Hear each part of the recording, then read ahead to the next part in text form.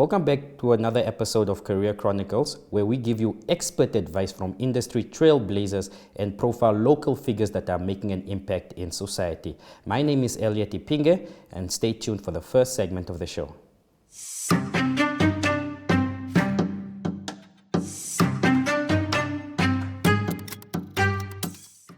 And welcome back, viewers, for the expert advice segment. I am joined by Mr. Van Kent, an electronic engineer from Green Enterprise Solutions. Thank you so much for joining us tonight, Mr. Kent. Yes. Good evening, viewers, and good evening, All right. Mr. Elliot. Yes, thank you. Thanks for having me. Just to get it off, Mr. Van Kent, maybe just give our viewers an overview of who you are and what your career entails. Yes, I'm Jan van Kent. I work at Green Enterprise Solutions, a holistic ICT solutions provider. I'm an electronic engineer there. I delved into research and development, assisting the company to strive into the electronic sector. Yes. All right.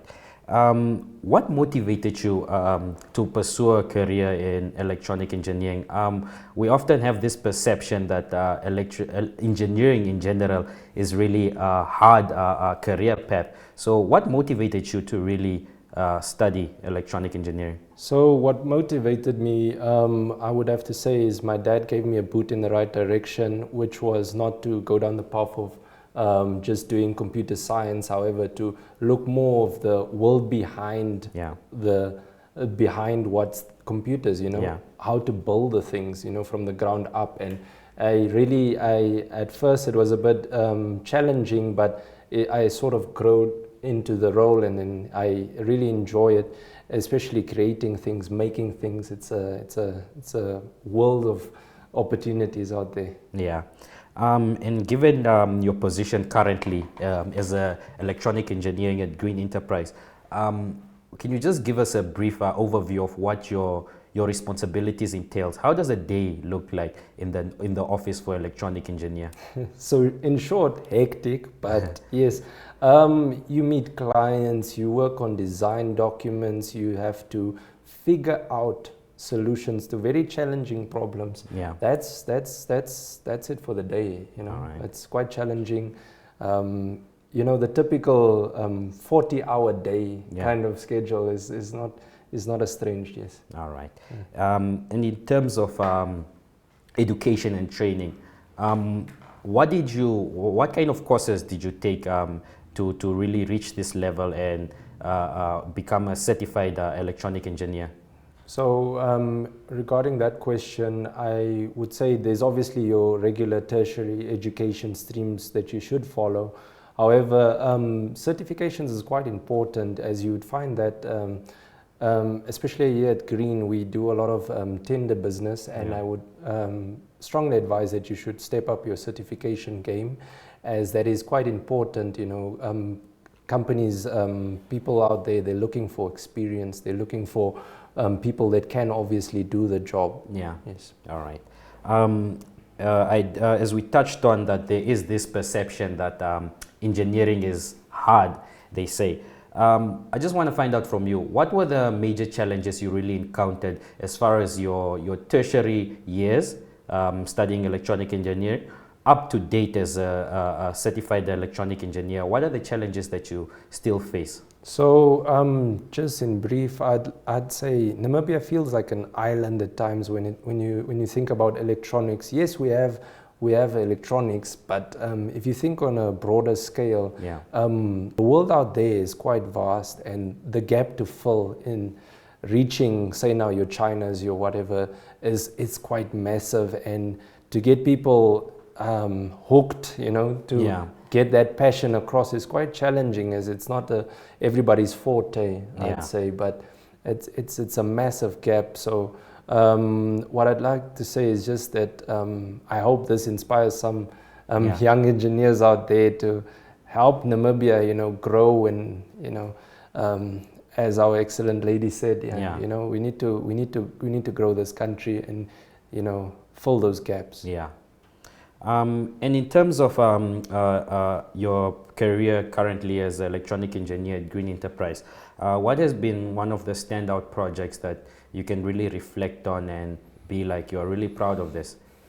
What is that project? So yes, as a lot of the work is tender related, I can't really divulge, but we have a partnership with Dower Security, and the things that we can do with security, especially in CCTV, is amazing these days. It's people are often amazed at what the capabilities are of your cameras these days, and there's just a lot of possibilities and exciting projects, I might say, out there, and soon you'll be seeing some of them, which is quite cool. Yes. All right. And Mr. Van Kent, we have also this perception that there isn't really a job, there aren't really lots of job opportunities for electronic engineers. In your experience, what type of jobs would you say an electronic engineer can pursue? Yeah, so just to maybe take a step back at that question, I'd say often people think of incompetence as a wall. However, I believe incompetence has a cure, and that is to get rid of your laziness and actually, work hard. It's challenging. It's not going to be easy. I would say the most important thing is to never give up in your dreams and your aspirations. In terms of electronics, the things you can do on your own is amazing. Yeah. We have this fancy buzzword AI. As an electronic engineer, it's a fantastic help, I must tell you, because myself, the projects that I can take on now as an individual, just using AI as an assistant. I mean, it's not quite there yet. However, having the background knowledge of how things come together, and it's like at least like an intern, a free intern. It's out there that you can just quickly utilize to grab something together for you, and then you can take it from there. And your time of development has been drastically cut down. And the possibilities, guys, it's amazing what you can do as an individual these days. All right. And my final question I have for you, Mr. Van Kent, is what advice would you give for aspiring electronic engineering students out there? What advice would you really give them to really motivate them to pursue this career? So, guys, I'm not going to lie. As the late great Nelson Mandela, it's a long walk to freedom, guys. It's not going to be an easy path to take. However, what I would love to say is, if you really enjoy electronics and if you really would love to make a change in the world, please, guys, electronics needs a massive boost in this country. We need to get this country moving, and as we are moving into a world of everything being controlled by electronics, I would love that we have at least our hand on top of things and not being dragged around. All right. Yes. That concludes our interview, Mr. Van Kent. Thank you so much for joining us today and sharing these vital insights. It was awesome. Thank you for having me. All right. Awesome. And there you have it, ladies and gentlemen. Mr. Van Kent, electronic engineer from Green Enterprise Solutions, just here to give us some insights on what it takes to really pursue a career in electronic engineering. Thank you so much for watching, and stay tuned for the next segment.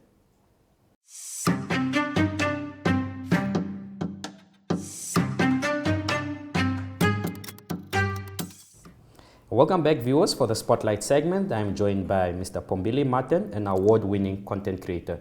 Thank you so much for joining us, Pombili. Thank you so much. Just to get right into it, Pombili, maybe you could just give our viewers a brief overview of who you are in terms of your content creating journey and on the individual basis. My name is Martin Pombili, like you said. I'm a content creator and influencer. The current title holder of DSTV Content Creators Award, and also Showmax Comedy Creator of the Year. That was now, of course, for the previous year, 2024. I'm also a student. I'm pursuing a degree in secondary education, majoring in biology. That's literally me in a nutshell. All right.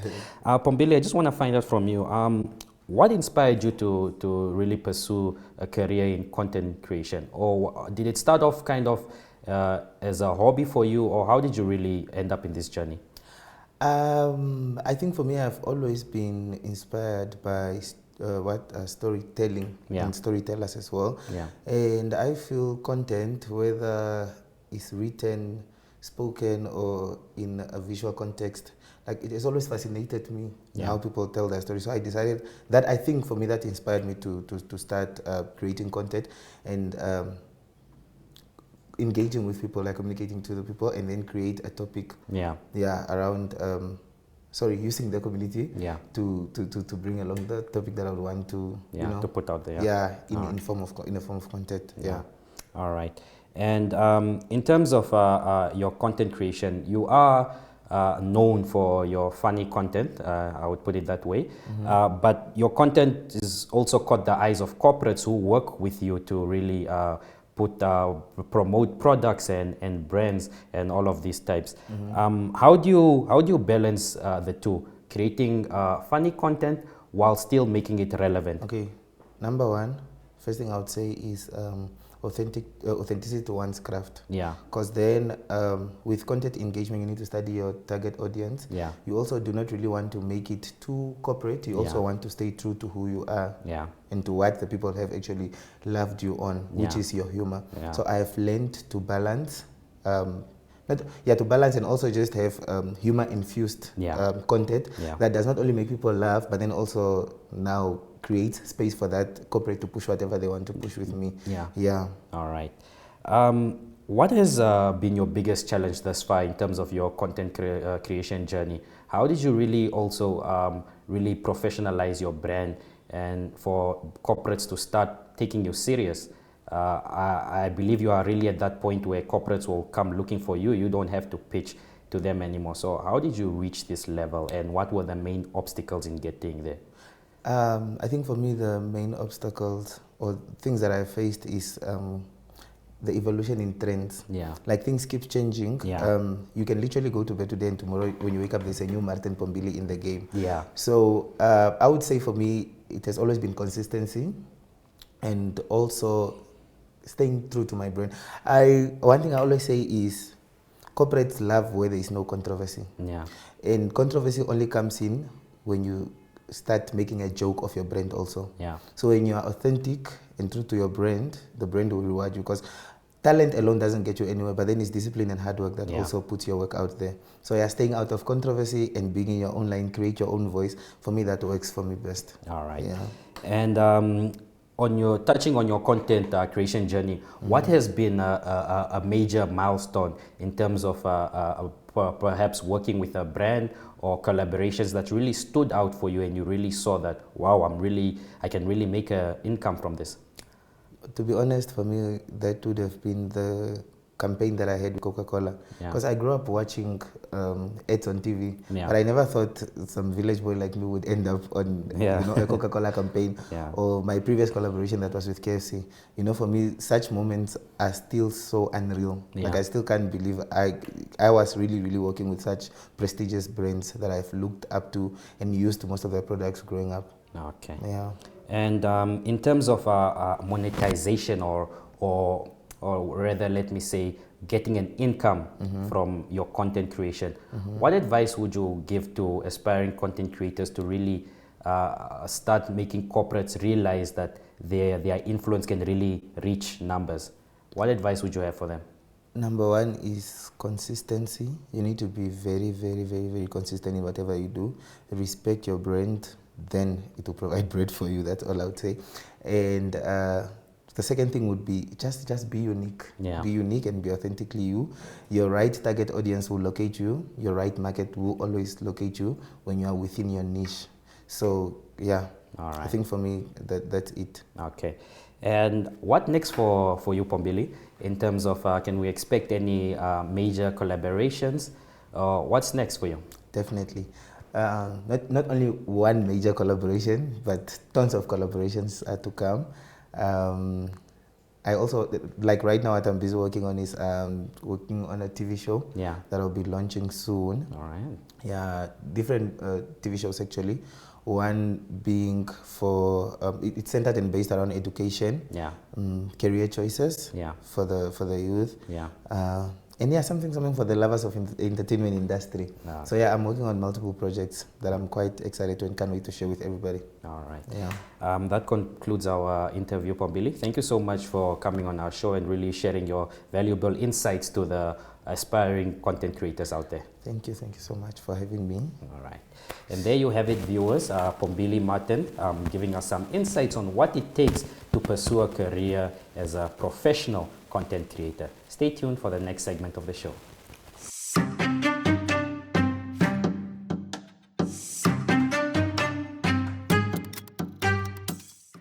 Welcome to Penduka. I'm Landuleni. Penduka was founded in 1992 by Dutch lady Christine and a local lady Malta. So they found Penduka to help women, to empower women.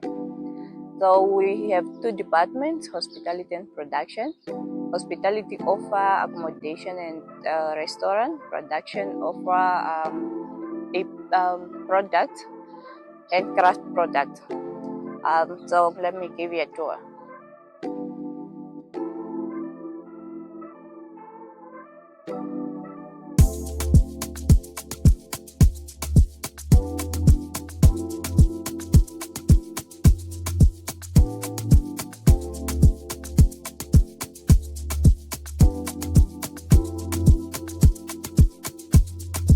Welcome to the sewing workshop.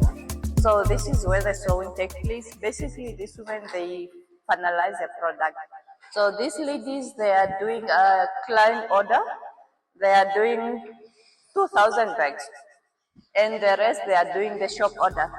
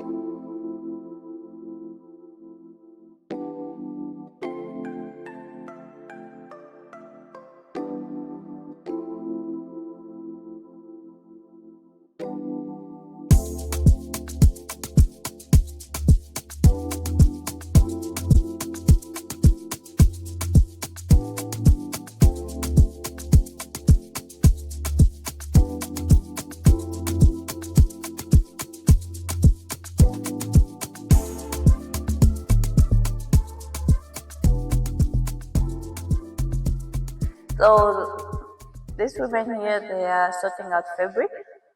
We are visiting Ochuarongo tomorrow. We have a group in Ochuarongo. So we are taking this over to Ochuarongo. So women there, they do hand embroidery, our hand embroidery. This kind of hand embroidery. So we call it village embroidery, and then they do this at home.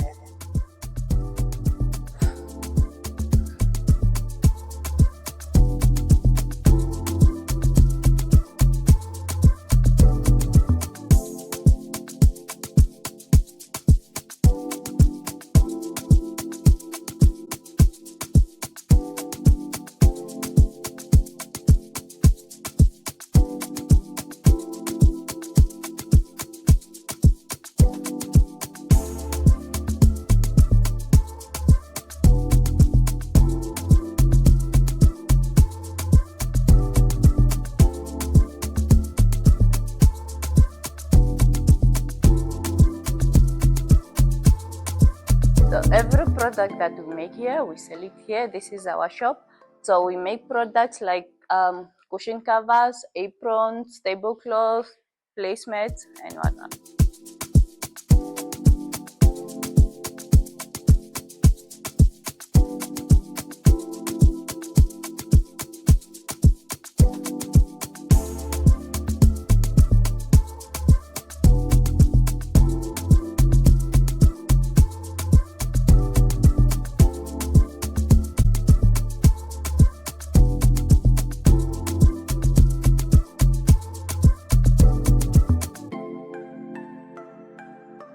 We also offer accommodation on the affordable price.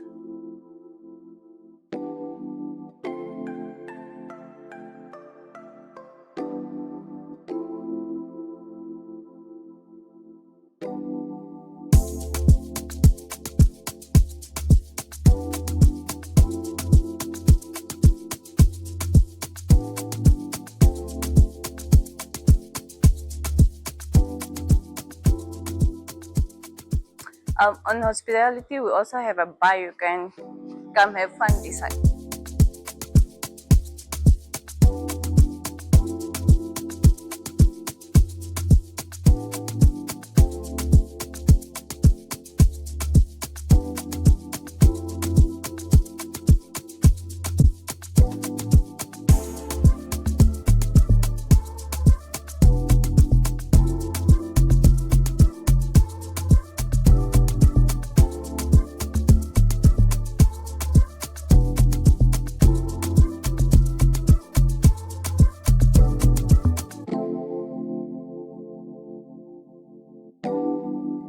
We blend our own vegetables for our restaurant and our women's too.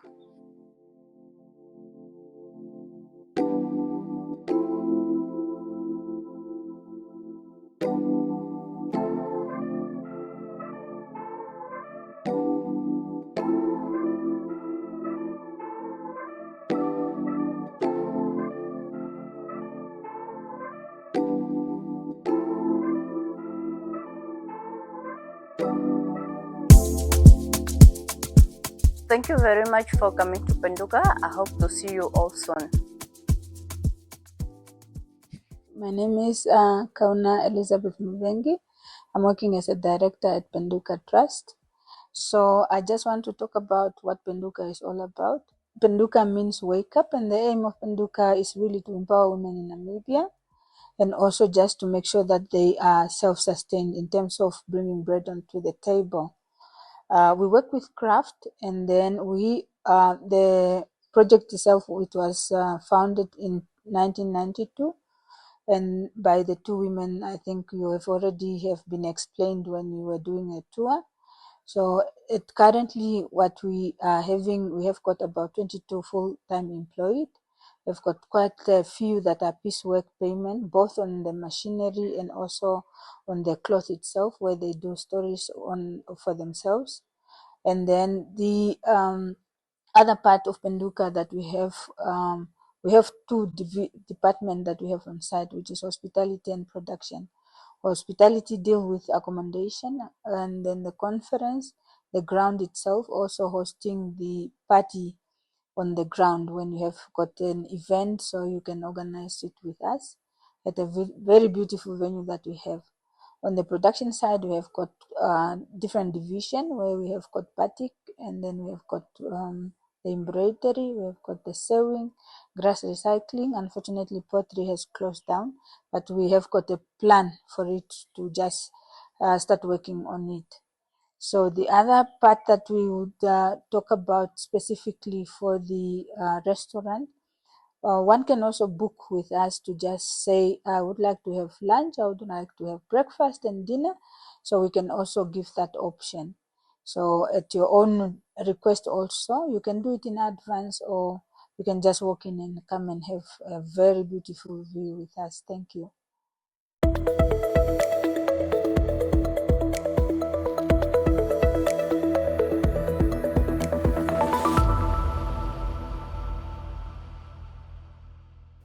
And there you have it, ladies and gentlemen. That concludes another episode of Career Chronicles. If you missed this episode, you can always catch the repeat on oneup2.com. From myself, Elliot Ipinge, it's good night.